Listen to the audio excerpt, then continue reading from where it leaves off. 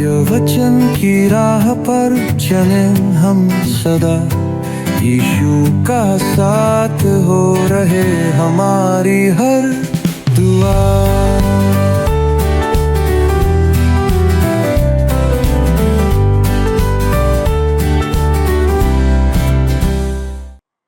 प्रिय दर्शकों, मैं पुनः क्रमबद्ध बाइबल अध्ययन कार्यक्रम सत्य वचन में आपका हार्दिक स्वागत करती हूँ। दोस्तों, एक ऐसा संदेश जो युगों से आज तक हमारे लिए चेतावनी और आत्मनिरीक्षण का माध्यम बना हुआ है। जकरिया 11:11 से 17 में परमेश्वर अपने चुने हुए लोगों इस्राएल और यहूदा को सीधे चेतावनी देता है। वे जो बार बार अपवित्रता और प्रतिमा आराधना में लिप्त हुए, वे आपदा से बच नहीं पाएंगे। उनके सारे दावे, चाहे वे खुद और चाहे प्रतिमा की आराधना से जुड़े हों, निरर्थक सिद्ध होंगे।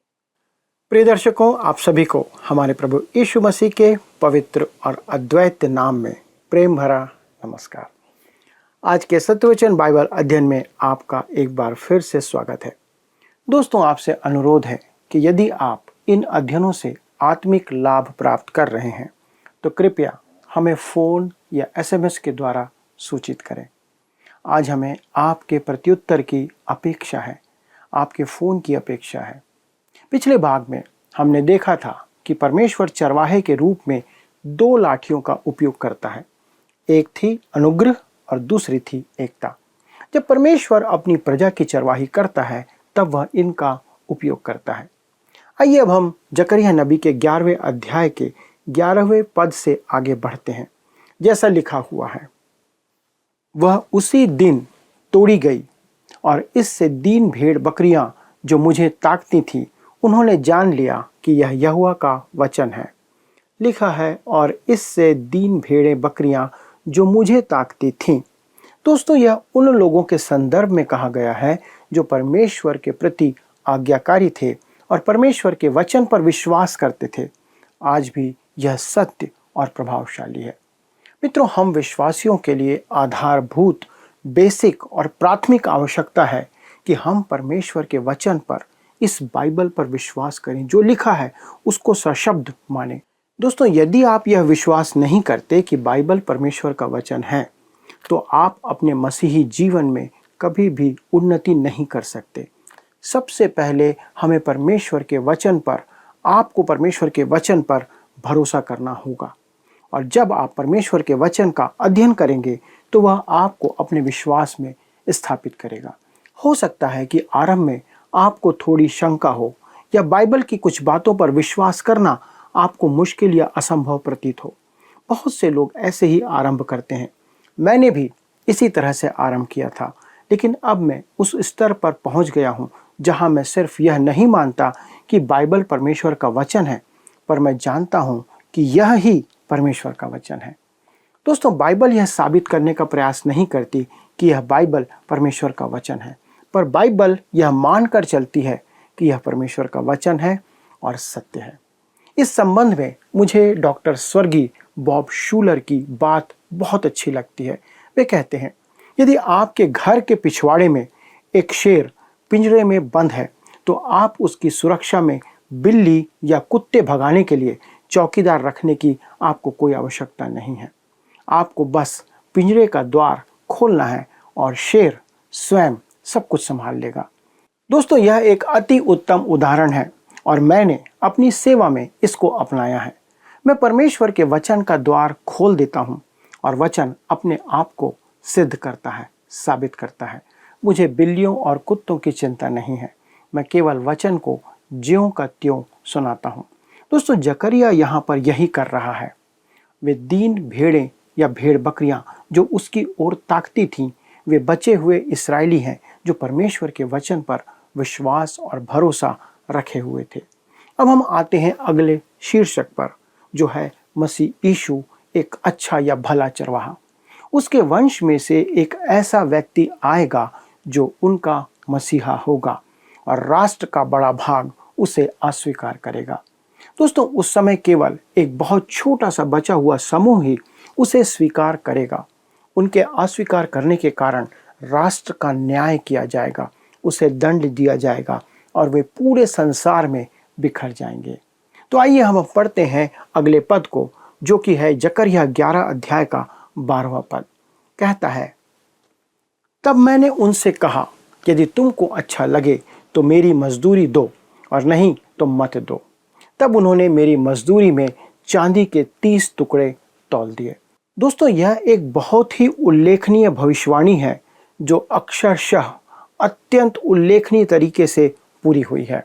कृपया ध्यान दें कि मत्ती इस बात को मत्ती 26 उसके 14 से 16 में लिखता है और कहता है, तब यहूदा इस्करियोती ने, जो 12 चेलों में से एक था, प्रधान याजकों के पास जाकर कहा, यदि मैं उसे तुम्हारे हाथ पकड़वा दूं तो मुझे क्या दोगे? उन्होंने उसे 30 चांदी के सिक्के तौल कर दे दिए और वह उसी समय से उसे पकड़वाने का अवसर ढूंढने लगा। यह बिल्कुल वही कीमत है जिसका उल्लेख जकरिया ने यहाँ पर किया है। यह बात बहुत दिलचस्प है कि महायाजक बहुत अधिक कीमत देना नहीं चाहते थे। ऐसा भी लगता है कि यहूदा को उस कीमत पर सहमत होने में थोड़ी परेशानी हुई होगी। और तब लिखा है, तब उन्होंने मेरी मजदूरी में चांदी के 30 टुकड़े तौल दिए। जैसा मत्ती में भी लिखा हुआ है, मत्ती 27 अध्याय उसके 9 और 10 पद में जब हम पढ़ते हैं तो हमें कुछ और रोचक तथ्य और बातें वहाँ पर पढ़ने को मिलती है। कहता है, तब जो वचन यिर्मयाह भविष्यवक्ता के द्वारा कहा गया था वह पूरा हुआ। उन्होंने 30 सिक्के अर्थात उस ठहराए हुए मूल्य को, जिसे इस्राएल की संतानों में से कितनों ने ठहराया था, ले लिया, और जैसे प्रभु ने मुझे आज्ञा दी थी वैसे ही उन्हें कुम्हार के खेत के मूल्य में दे दिया। मित्रों, आप इस भविष्यवाणी का उल्लेख यिर्मयाह 18 अध्याय के 1 से 4 पद में भी पाएंगे, जो स्पष्ट रूप से जकरिया 11 अध्याय के 12 और 13 पद का उद्धरण है।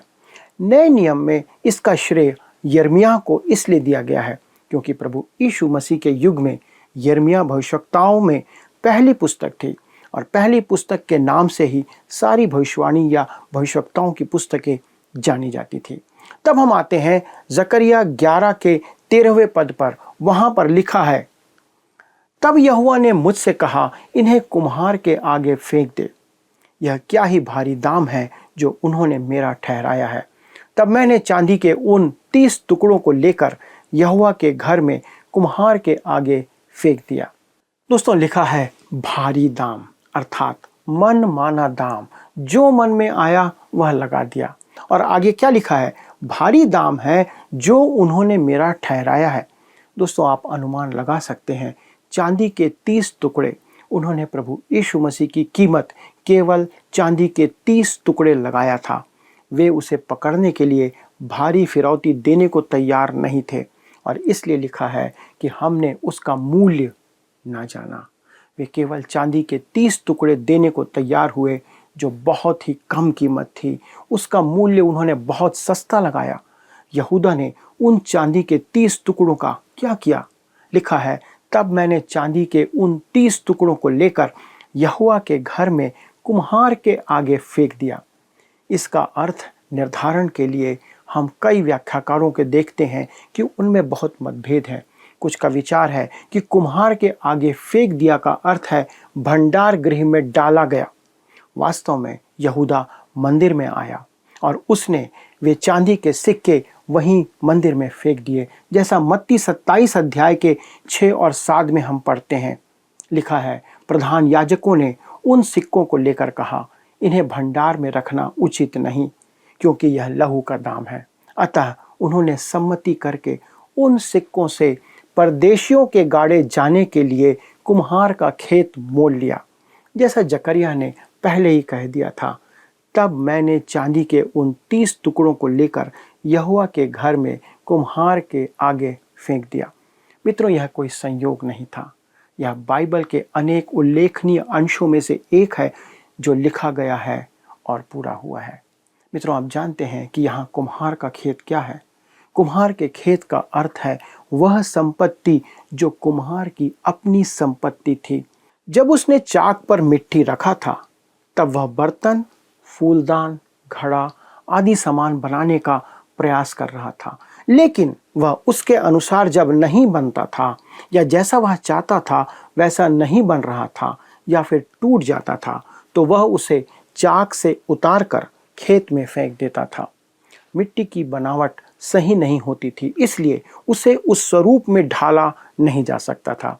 इसे बेकार समझकर फेंक दिया जाता था। मित्रों, जकरिया की भविष्यवाणी में परमेश्वर स्वयं को एक कुम्हार के रूप में चित्रित करता है। हमने जकरिया की पुस्तक में इस बात को जाना था।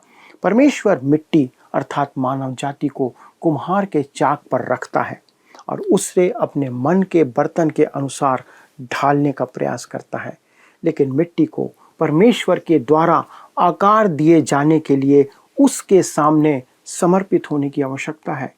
जो मिट्टी समर्पित नहीं होती उसे कुम्हार उठा के खेत में फेंक देता है, वह उसका उपयोग नहीं कर सकता। आपको और मुझको परमेश्वर के सामने समर्पित होना आवश्यक है। यदि ऐसा नहीं होगा तो वो हमें उपयोग नहीं कर सकता। मित्रों, यह तथ्य बहुत ही रोचक है कि यीशु मसीह का मूल्य 30 चांदी के टुकड़े लगाया गया और याजकों ने उसे स्वीकार कर लिया। वे उस लहू के मूल्य को धार्मिक कार्य के लिए उपयोग न करने के बारे में बहुत ज़्यादा धार्मिक थे। ध्यान से सुनिए, वो क्या कहता है कि वो उसके मूल्य को धार्मिक कार्य के लिए उपयोग करने के लिए धार्मिक नहीं थे और इसलिए उन सिक्कों से गरीबों के गाड़े जाने के लिए कब्रिस्तान खरीदा गया। मित्रों, आप इस बात को समझ सकते हैं कि प्रभु यीशु बहुत समय से कुम्हार के खेत में काम कर रहा है। एक लंबे समय से उसने उसे खरीद भी लिया है। उसने उसका मूल्य केवल चांदी के 30 सिक्के नहीं लगाया है, पर उसने उसका पूरा मूल्य चुकाया है। इतना अधिक जो कि सोने और चांदी के सिक्कों से बहुत अधिक है, और वह है उसका बहुमूल्य लहू जो उसने दाम के रूप में दिया है। दोस्तों, उसने आपके और मेरे लिए अपना लहू दिया है जिसका मूल्य वही है। उसने कीमत चुकाया ताकि वह इस पुराने संसार को, इस पूरे संसार के लोगों को खरीद सके जिसमें आप और मैं रहते हैं। एक ऐसा संसार जो मानव जाति के टूटे हुए जीवन से भरा हुआ है, शारीरिक रूप से टूटा हुआ है, मानसिक रूप से टूटा हुआ है, नैतिक रूप से टूटा हुआ है, आध्यात्मिक रूप से टूटा हुआ है। दोस्तों, वह महान कुम्हार जो प्रभु यीशु मसीह है, वह फेंकी हुई मिट्टी को लेता है, उसे परिस्थितियों के पहिए पर रखता है और उसे सम्मान के बर्तन में ढाल देता है। मित्रों, हम मिट्टी हैं और वो कुम्हार है। आज तिरस्कार किए जाने के समय में भी वह कुम्हार है। कुम्हार के खेत में वह काम कर रहा है और हमारे लिए वो पूरी मेहनत कर रहा है कि हम एक सही बर्तन के रूप में ढाले जाएं। आगे बढ़ते हैं और पढ़ते हैं जकरिया 11 अध्याय का पद 14। लिखा है, तब मैंने अपनी दूसरी लाठी जिसका नाम एकता था इसलिए तोड़ डाली कि मैं उस भाईचारे के नाते को तोड़ डालूं जो यहूदा और इस्राएल के बीच में है। इस दूसरी लाठी का नाम एकता था और एकता का तोड़ा जाना चरवाहे और उसकी भेड़ इस्राएलियों के मध्य सभी संबंधों का पूर्ण रीति से संबंध विच्छेदन प्रकट करता है। दोस्तों, यह कुछ इस प्रकार है कि परमेश्वर कह रहा है, जब तुमने मुझे बेच डाला, जब तुमने मुझे क्रूस पर चढ़ाने के लिए अन्य जाति के हाथों में सौंप दिया, तो मैंने भी अपनी वाचा तुम्हारे साथ जो बांधी थी उसे तोड़ दिया। रोमी तीतुस जल्द ही आने वाला था और तुम पूरे संसार में उसके कारण से बिखर जाओगे। और जब उनका मसीहा उनके मध्य में आया तब उन्होंने उसका इनकार किया, उसका तिरस्कार किया। और आज जब यहूदी पूरे संसार में बिखरे हुए हैं, वे सब के सब आज संसार में फैले हुए हैं। अब हम आते हैं इस अध्याय के दूसरे शीर्षक पर, जो क्रिस्त विरोधी एक झूठे चरवाहे के बारे में है। आइए हम पढ़ें जकरिया नबी की पुस्तक 11वां अध्याय और पद 15। लिखा है, तब यहोवा ने मुझसे कहा, अब तू मूढ़ चरवाहे के हथियार ले ले। मित्रों, यहाँ पर ऐसा प्रतीत होता है कि जकरिया अब दूसरे चरवाहे का अभिनय करने जा रहा है, उसको एक्ट करने जा रहा है। अब उसे फिर से चरवाहे की लाठी उठानी पड़ेगी। और अगले पद में अर्थात जकरिया 11 के 16 में लिखा है, क्योंकि मैं इस देश में एक ऐसा चरवाहा ठहराऊंगा जो खोई हुई को ना ढूंढेगा, ना तितर बितर को इकट्ठा करेगा, ना घायलों को चंगा करेगा, ना जो भली चंगी है उनका पालन पोषण करेगा। वरन मोटियों का मांस खाएगा और उनके खुरों को फाड़ डालेगा। मित्रों, जकरिया यहाँ पर कहता है कि उन लोगों ने अच्छे चरवाहे को तो 30 चांदी के सिक्कों में बेचकर उसके शत्रुओं को सौंप दिया।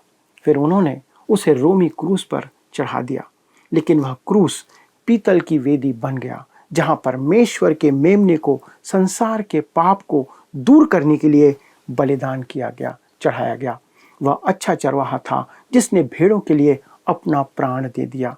दोस्तों, अब जकरिया एक मूढ़ या मूर्ख चरवाहे की व्याख्या करता है जो इतिहास के पन्नों में अंत के समय में आने वाला है। दोस्तों, यह चरवाहा इतिहास का भावी नायक होगा तथा मसीह के आगमन और क्रिस्त विरोधी के आगमन के मध्य जो लंबा समय या अंतराल है, उससे जकरिया को कोई मतलब नहीं है। अर्थात जकरिया उस समय के बारे में बात नहीं कर रहा है, क्योंकि वह तो सिर्फ स्वदेश लौटकर आए इस्राएलियों के बीच भविष्यवाणी कर रहा था। उसकी भविष्यवाणी का उद्देश्य वो इस्राएली थे जो कि लौट कर आए थे।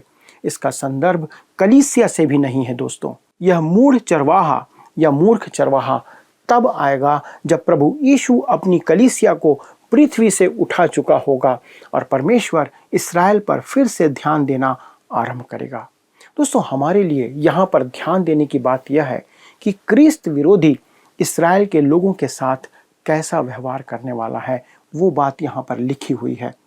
लिखा है, वह खोई हुई को ना ढूंढेगा, न तितर बितर को इकट्ठी करेगा, न घायलों को चंगा करेगा, न जो भली चंगी है उनका पालन पोषण करेगा, वरन मोटियों का मांस खाएगा और उनके खुरों को फाड़ डालेगा। दोस्तों, वह केवल भेड़ को अपने भोजन के लिए फाड़ डालेगा। आप इन दोनों चरवाहों के व्यवहार, चरित्र और प्रयोजन में विरोधाभास या अंतर देख सकते हैं। एक भेड़ों के लिए अपना प्राण देने के लिए आता है और प्राण देता है, और दूसरे ने भेड़ों के प्राण ले लिया, उनका प्राण वो लेगा, उन्हें खाने के लिए मार डालेगा। प्रभु यीशु मसीह ने यूहन्ना 5 अध्याय के 43 में यही कहा था, मैं अपने पिता के नाम से आया हूँ और तुम मुझे ग्रहण नहीं करते, यदि अन्य कोई अपने ही नाम से आए तो उसे ग्रहण कर लोगे। दोस्तों, 2 या 3 दशक पहले ऐसा लगता था कि हम क्रिस्त विरोधी के आगमन के समय से बहुत दूर हैं, पर आज का वैश्विक मंच आप देख सकते हैं, अनुभव कर सकते हैं। ऐसा महसूस होता है कि संसार आज एक ऐसे नेता के लिए, एक ऐसे वैश्विक नेता के लिए तैयार हो रहा है या हो चुका है, या हम कह सकते हैं कि तैयारी पूरी हो चुकी है। मेरे कहने का अर्थ यह नहीं है कि वह कल प्रकट होने वाला है या कुछ महीनों बाद वह आने वाला है। यह बात केवल परमेश्वर जानता है, कोई मनुष्य नहीं। लेकिन दोस्तों, मुझे पूरा भरोसा है कि अगर कोई ऐसा व्यक्ति संसार के परिदृश्य में सामने आता है जिसके पास योग्यताएं हों, जिसके पास संसार के लिए योजनाएं हों, और एंटी क्राइस्ट या क्रिस्त विरोधी के पास वे योग्यताएं होंगी जो ऐसा कुछ कर सके, एक ऐसा व्यक्ति जो संसार में शांति ला सकता है। जिस अराजकता में आज हम हैं, संसार जिस अराजकता में है, उसमें वह सुव्यवस्था और समृद्धि ला सकने के योग्य है, तो संसार उसे खुले हाथों से स्वीकार करेगा। क्या आपको यह लगता है कि संसार के लोग उससे पूछेंगे कि वह स्वर्ग से आया है या नरक से आया है, या वो किसका प्रतिनिधित्व कर रहा है? दोस्तों, मुझे नहीं लगता कि लोग इस बात की परवाह भी करेंगे, या उन्हें किस बात की कोई परवाह होगी कि वह कहाँ से आया है, उसका उद्देश्य क्या है। वो सिर्फ उसे स्वीकार कर लेंगे। आज के समय में हर देश, हर राष्ट्र लगभग हर तरह के नेतृत्व को स्वीकार करता हुआ दिखाई दे रहा है। यह आप सबके सामने खुला हुआ है। जब क्रिस्त विरोधी संसार में प्रकट होगा, तब संसार उसे सहर्ष खुले हाथों से स्वीकार करेगा, और आज संसार का माहौल वैसा ही बनता जा रहा है। हमें इस बात को ध्यान में रखने की आवश्यकता है। तब आइए दोस्तों, अब आगे बढ़ते हैं और पढ़ते हैं जकरिया नबी की पुस्तक 11वें अध्याय का पद 17। लिखा है, हाय उस निकम्मे चरवाहे पर जो भेड़ बकरियों को छोड़ जाता है, उसकी बाह और दाहिनी आंख दोनों पर तलवार लगेगी, तब उसकी बाह सूख जाएगी और उसकी दाहिनी आंख फूट जाएगी। दोस्तों, यहाँ पर उसे निकम्मा चरवाहा कहा गया है, जिसका अर्थ है अयोग्य चरवाहा। वह ना तो भला है और ना ही किसी काम का। वह केवल धोखा देने वाला है। मित्रों, यह मूढ़ या मूर्ख चरवाहा किसी काम का नहीं होगा, पर फिर भी संसार उसके पीछे चल पड़ेगा। जब इस्राएल ने अच्छे चरवाहे को अस्वीकार कर इस्राएल पूरा की पूरा इस्राएल संसार में तितर बितर किया गया, हम सब जानते हैं। तब प्रभु यीशु मसीह ने जिस सुसमाचार के बारे में कहा गया था कि वह यरूशलेम से निकलकर संसार के कोने कोने तक फैलाया जाएगा, वह आज प्रचार किया जा रहा है, प्रसारित किया जा रहा है। यह हमारा दृढ़ विश्वास है कि इन प्रसारणों को के माध्यम से, इन प्रसारणों के द्वारा से खरा उपदेश भी, परमेश्वर का वचन आज संसार के हर क्षेत्र तक पहुंच रहा है, आप तक पहुंच रहा है। करीब 2000 वर्षों से सुसमाचार सुनाया जा रहा है, पर अब क्रिस्त विरोधी के आने का समय करीब आता जा रहा है। वह एक सर्वोच्च राजनैतिक होगा जो बाइबल में लिखी सभी बातों की प्रतिज्ञा करेगा, पर कुछ भी पूरा नहीं करेगा, क्योंकि यहाँ पर लिखा है, हाय शब्द का उसके लिए उपयोग किया गया है। और इब्रानी भाषा में हाय शब्द जो है एक चेतावनी का शब्द है, जो आने वाले संकट का हमें बोध कराता है, हमें अल्टीमेटम देता है। उसकी बाह और दाहिनी आंख दोनों पर तलवार लगेगी, तब उसकी बाह सूख जाएगी और उसकी दाहिनी आंख फूट जाएगी। दोस्तों, इसका अर्थ है कि उसकी आंख भेड़ों को फाड़ खाने को घूरती रहेगी और उसकी भुजाएं भेड़ों की रक्षा नहीं करेगी। अतः परमेश्वर उसे दंड देगा, उसकी दाहिनी आंख फूट जाएगी और उसकी बाह सूख जाएगी। प्रकाशित वाक्य की भविष्यवाणी के अनुसार क्रिस्त विरोधी शैतान से पहले आग की झील में डाल दिया जाएगा। यही झूठा चरवाहा या क्रिस्त विरोधी महाक्लेश लेकर के आएगा। दोस्तों, महाक्लेश के जो पहला आधा भाग है, जो 3.5 साल का समय है, इस समय में इस्राएल धोखा खाकर उसे मसीह समझ लेगा और उसे स्वीकार करेगा। परंतु जब तक वे उसकी वास्तविकता को समझ पाएंगे, तब तक वह विश्व शासक या विश्व का तानाशाह बन चुका होगा और संसार की सारी सेनाएं यरूशलेम के विरुद्ध चढ़ आएंगी उसके कारण से।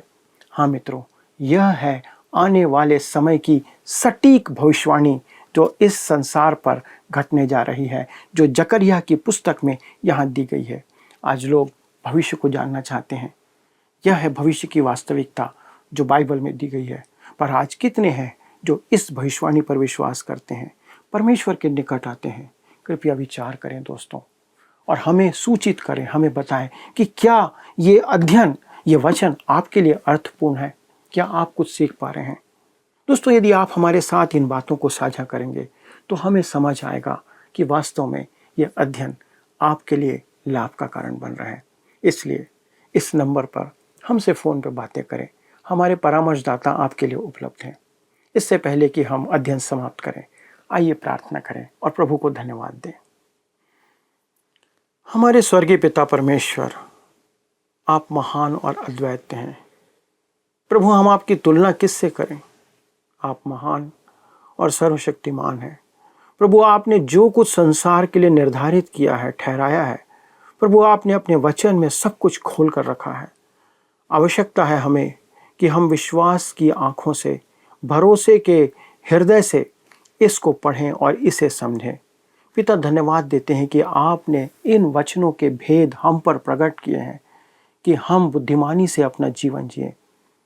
मेरी प्रार्थना है हमारे सभी दर्शकों के लिए, जो कोई इस वचन को आज सुन रहा है, प्रभु वो अपना ईमान, अपना विश्वास, अपना भरोसा इस वचन के द्वारा प्रभु यीशु मसीह पर लेकर आए, क्योंकि आने वाला राजा, आने वाला शासक और वो अंतिम लोहार जो सब कुछ अपने नियंत्रण में लेगा, वो केवल प्रभु यीशु मसीह है। विनती करते प्रभु कि हमारे सभी दर्शकों पर आपका ये वचन, इस वचन की सच्चाई प्रकट होने पाए। वचन को आपके हाथों में रखते हैं और विनती करते प्रभु कि ये वचन हमारे जीवन की अगुवाई करता रहे। धन्यवाद के साथ इस विनती को प्रभु यीशु क्रिस्त के नाम से मांगते हैं, आमीन। प्रिय मित्रों, अगले प्रसारण में इस अध्ययन को आगे बढ़ाएंगे और जानेंगे कि इसके आगे परमेश्वर का वचन हमें क्या सिखाना चाहता है। तब तक परमेश्वर का अनुग्रह और दया आपके साथ बनी रहे। प्रभु आपको आशीष दे। आइए अब हम प्रश्नों को देखें। पिछले प्रश्न का उत्तर है डी, परमेश्वर स्मरण रखता है। जकरिया के नाम का अर्थ है परमेश्वर स्मरण रखता है। आज के अध्ययन पर आधारित प्रश्न है, प्रभु यीशु के युग में भविष्यद्वक्ताओं की पुस्तक में पहली पुस्तक कौन थी? ए यशाया, बी यिर्मयाह, सी दानियल, डी यहेजकेल।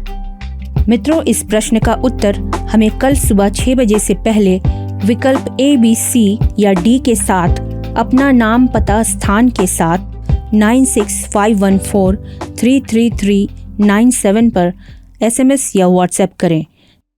दर्शकों, आपने देखा आज के अध्ययन में यहाँ केवल एक प्राचीन चेतावनी नहीं, बल्कि आज के युग में भी उतनी ही आध्यात्मिक वास्तविकता है।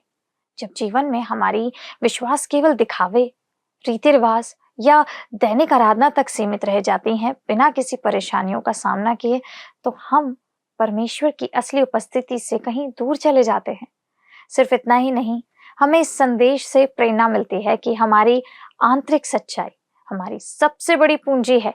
अपनी धार्मिक गतिविधियां केवल एक समाप्ति नहीं, बल्कि निरंतर आत्मनिरीक्षण ध्यान में बदलनी चाहिए। दोस्तों, जैसे उस पुराने जैतून के पेड़ को अगर समय रहते आंच लग जाए तो उसकी डालें टूट सकती हैं, वैसे हम भी अपने विश्वास में लचीलापन और सजगता बनाए रखें, ताकि हमारी आत्मा जीवन की असली उपयोगिता को समझ सके और परमेश्वर की वास्तविकता को अपना सके। तो आइए हम भी अपने जीवन में इसे ग्रहण करें। यदि आप इसे ग्रहण करने के लिए तैयार हैं तो देर मत करिए, विलंब मत करिए, प्रभु आपके साथ हैं। यदि आप इस अध्ययन को दोबारा देखना चाहते हैं, हमारे YouTube channel word sounds Hindi में इसे पुनः देख सकते हैं। अधिक जानकारी और प्रार्थना हेतु आपको क्या करना है आप जानते हैं। स्क्रीन पर नंबर है, हमें कॉल कीजिए 9651433397 पर। हमारे परामर्शदाता आपकी सहायता अवश्य करेंगे। प्रभु आपके साथ रहे। अगले प्रसारण में फिर से मुलाकात होगी। क्या आपको यह कार्यक्रम पसंद आया? अभी हमें एक मिस कॉल करें और आप अगले विजेता हो सकते हैं।